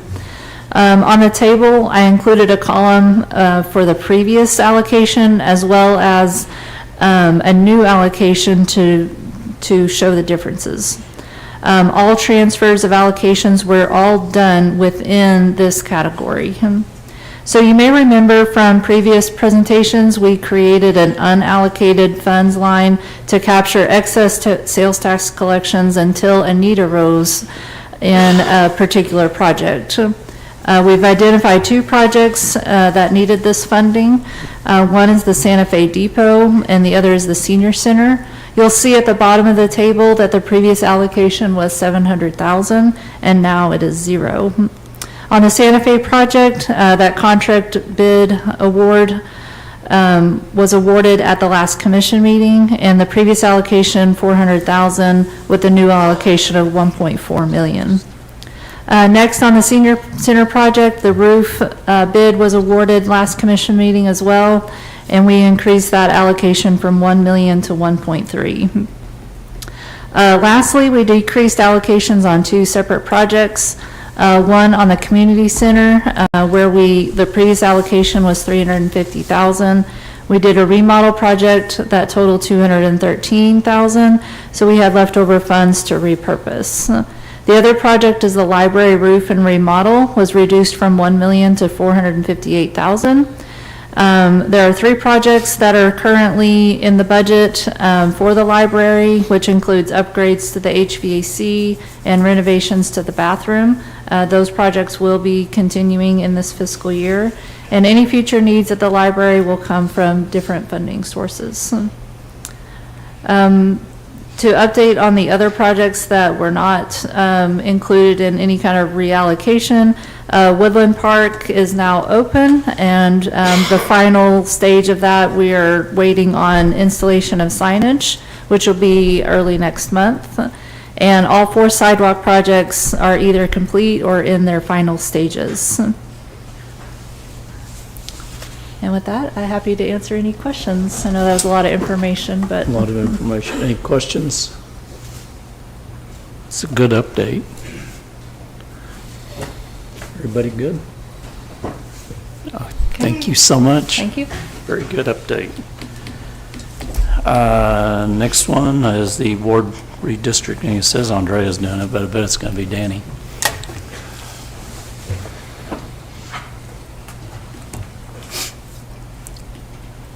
You guys are stuck with me, sorry. I will not do nearly as good of a job as she was going to do. Let's see if I know how this works. All right, very good. Good evening, Mayor and Commissioners. The City of Shawnee, like many cities across the United States, undergo a redistricting process to adjust the electoral ward boundaries following every federal census every 10 years.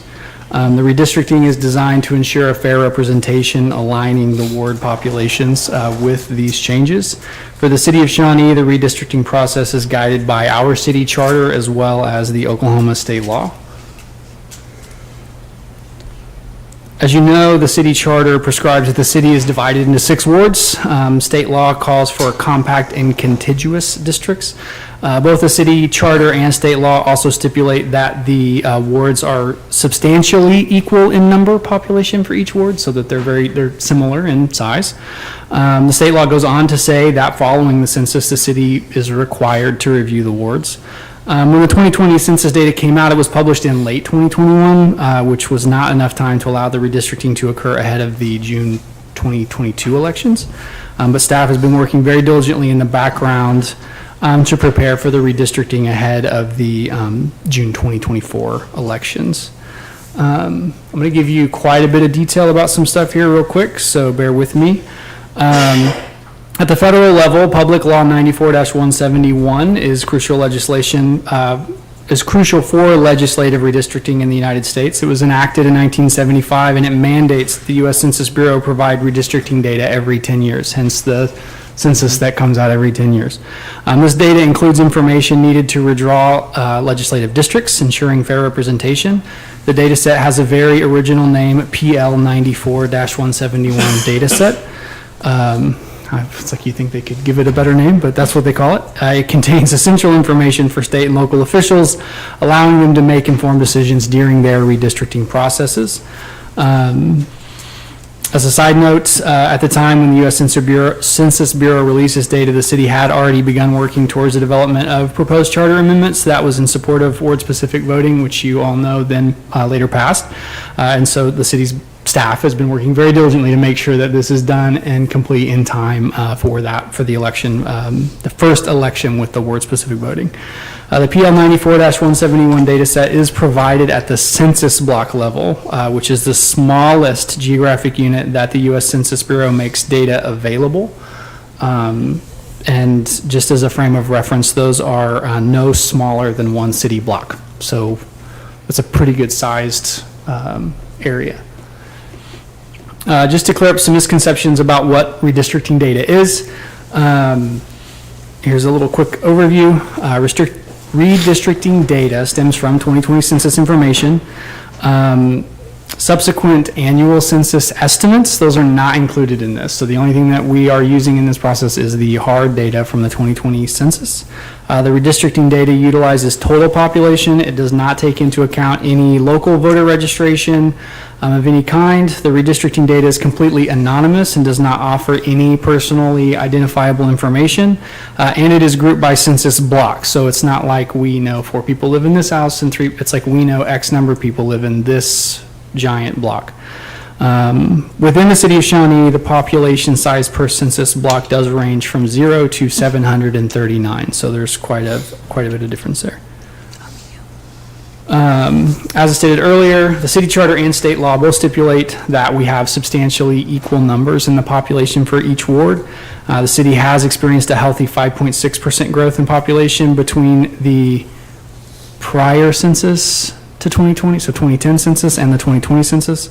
The population growth largely focused on the northern and western areas of the city limits, specifically in wards 1 and 6. In addition, as you all know, in September of 2021, the city de-annexed several square miles of territory south of the North Canadian River, which affected population counts in both wards 3 and 4. The redistricting provided the opportunity to rebalance the population across all the wards. As you see on this chart, on the left side, the table contains the population numbers of the current wards. Now, I will tell you, that is the population data from the 2020 census in the current wards. That's not the 2010 census data. On the right, you see the proposed ward changes will, that's the column on the right.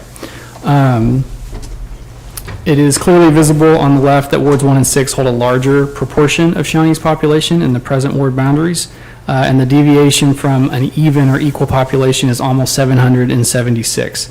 The right side of the table contains the population numbers for the proposed wards after redistricting. You'll notice there's a maximum deviation there from the equal population of only 46, which I would call substantially equal.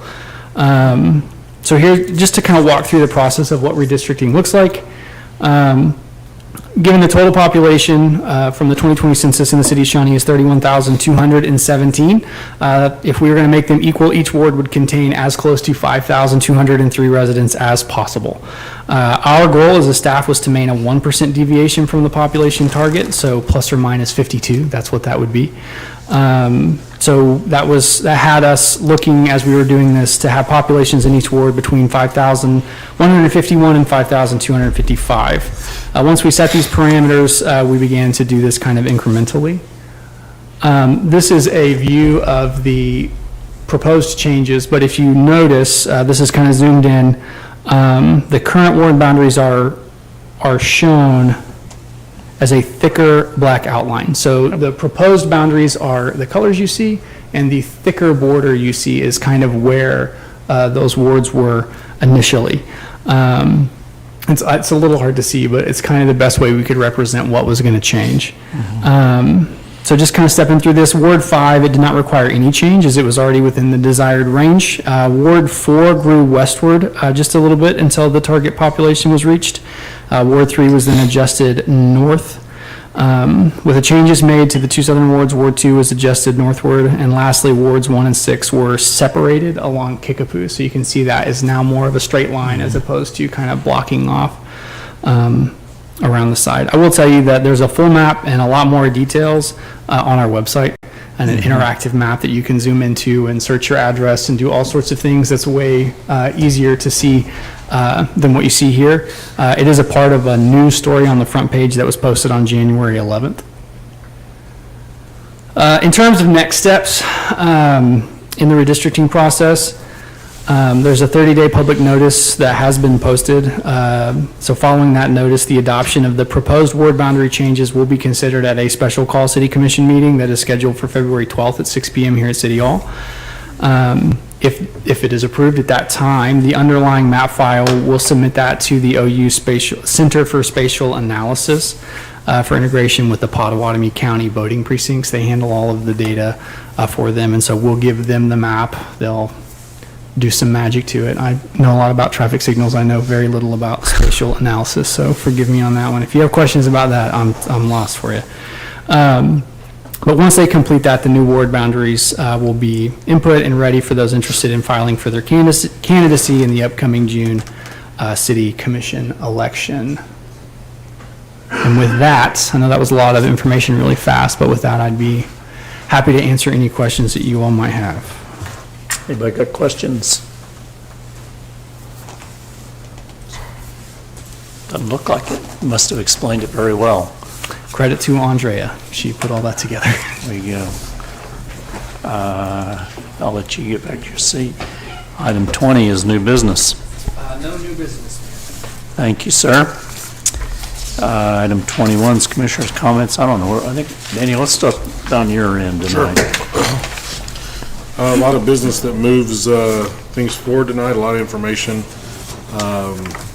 Wrote down, let's see, I think it was Ms. Berger who had a question on school resource officers. I saw Chief Wilson. He'd probably be your best go-to. I believe he was out in the lobby if you want to find him. He's a very delightful fellow to chat with, and he'll probably have all your answers. So I'm sure he'll make himself available. Good information from Shawnee Ford, good information on the lake.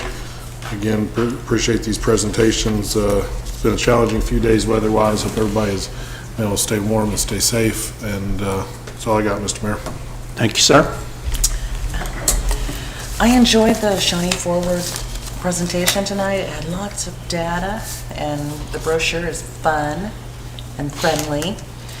And I also wanted to give a special shout out, thank you to the streets and water departments for keeping us going during these storms here. There was a post on Facebook today that showed some of our street workers, and they were smiling, and it was nice to see. And just wanted to say thank you for those that were keeping us going.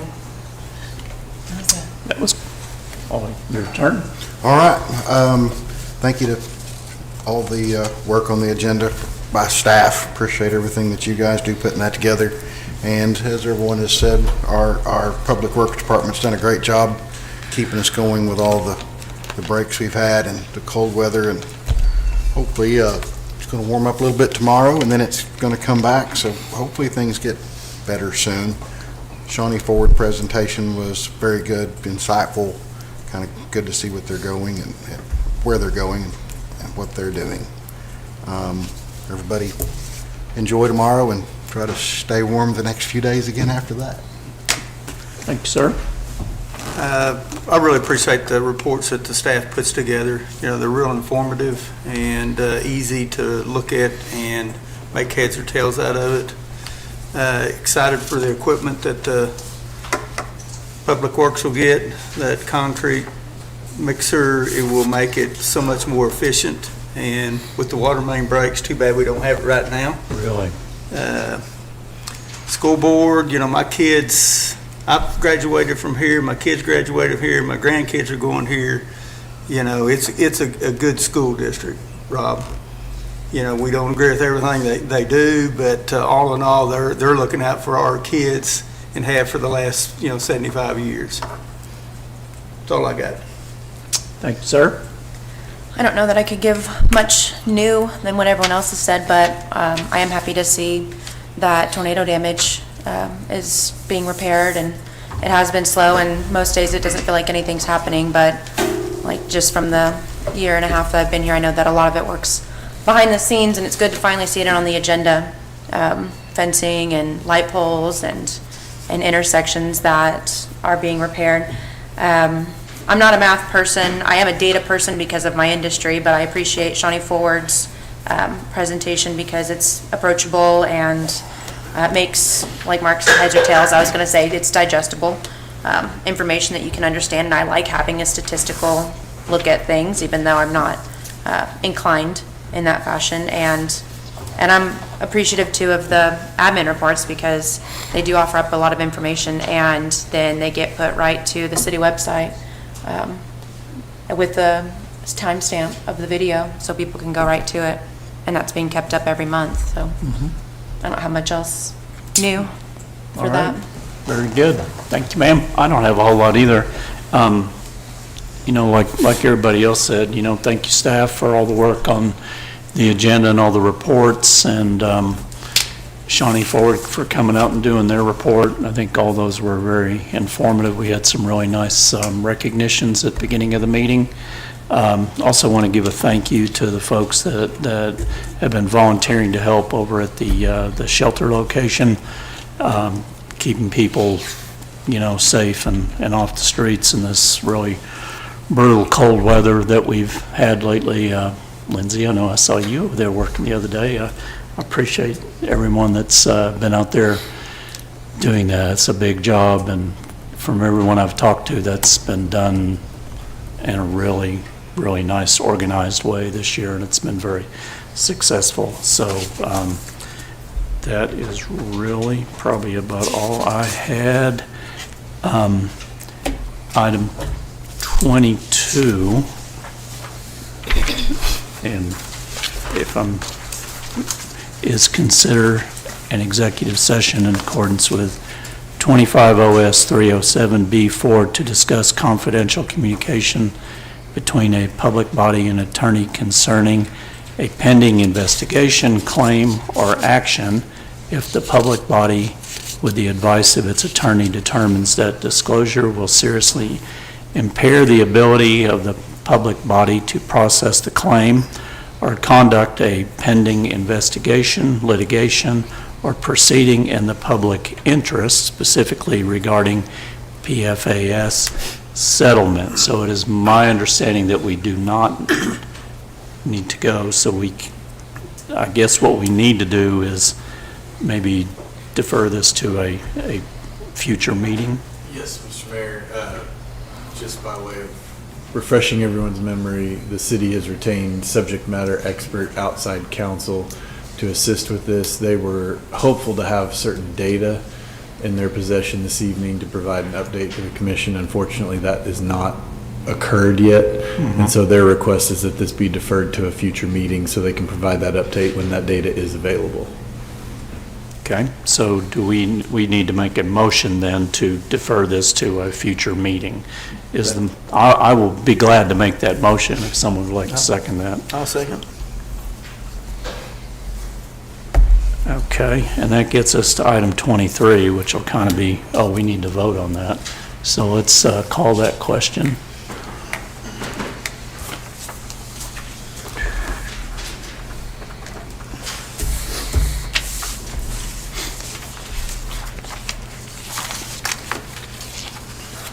And that motion passes 6-0.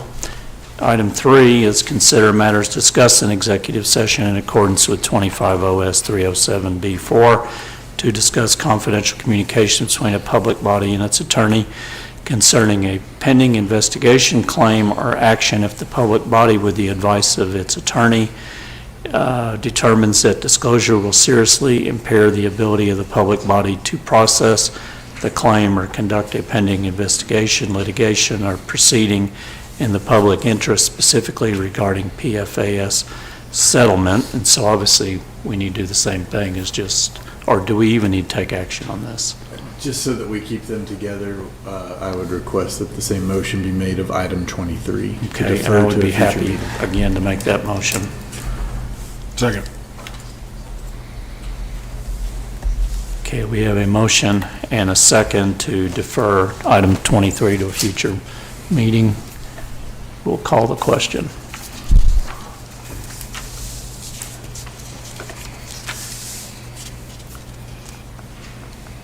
And motion passes 6-0, so we will, let's see, we want to what? We want to adjourn the city commission meeting and move on to the airport authority. So, let's get everybody out and then back in.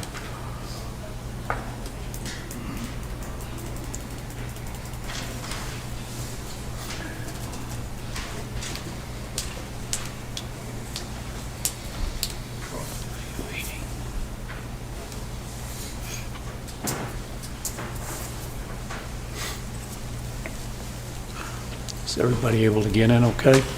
Yeah. We're good? All right. Item 1 is consider approval of the consent agenda. I'm sorry. Am I not in the right thing? Oh, I don't know. Sure, it looks like it. Looks like Or yours. go back out of it and then come back into hit agendas. Okay. And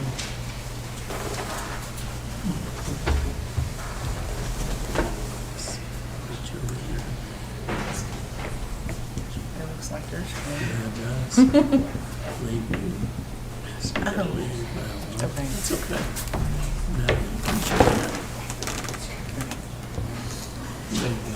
Sometimes it'll just do that, and you have to do it again. I think you should have her now. Good deal. Okay, item 1 is consider approval of consent agenda. Move to approve. Thank you, sir. Second. Daniel and Darren. We have a motion and a second for approval of item 1. We'll call the question.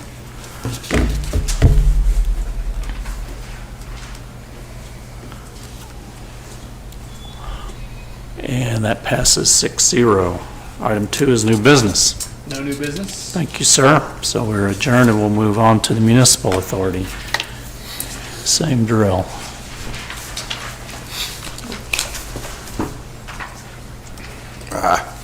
I know it did that to me too. Oh, dear. It was a moving target. It is a moving target.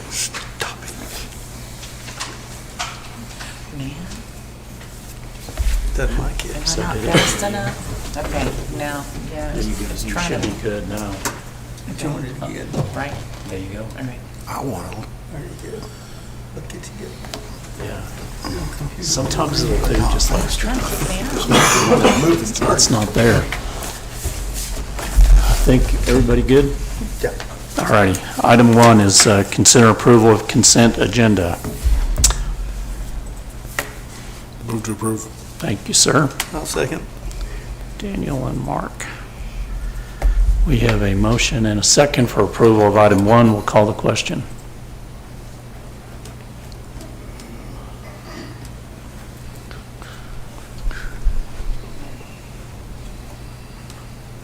Motion passes 6-0. Item 2 is consideration of a utility relocation agreement between the Shawnee Municipal Airport Authority and the Oklahoma Department of Transportation. Seth, how are you tonight? Pretty good. How are you, Mr. Mayor? Doing well. I'll try to make this Quick, as I'm sure you're aware, and as I have in my memo, ODOT is preparing to widen State Highway 9 from the west all the way to State Highway 102. And in that corridor, we have our Atoka water line service that goes in and feeds Lake Number 1. And as is common with all of their right-of-ways, they want our private utilities to be encased from right-of-way line to right-of-way line. So as they widen the right-of-way, we then have to go in and extend our casing. So our line actually won't be impacted, but we need to add casings to each end of the water line. So this agreement just memorializes our obligation to extend those casings to each right-of-way line. And this effort is eligible for reimbursement through ODOT. So staff does recommend approval of the item, and I'd be happy to answer any questions that you have. Any questions for Seth? No? How about a motion? I'll move the motion to approve it. Thank you, sir. Second. Thank you, sir. Okay, Mark and Daniel, we have a motion and a second for approval of item 2. Call the question. Motion passes 6-0. Item 3 is new business. There is no new business. Thank you, sir. With that, we are adjourned. Thank you very much for coming out tonight. Everybody stay warm.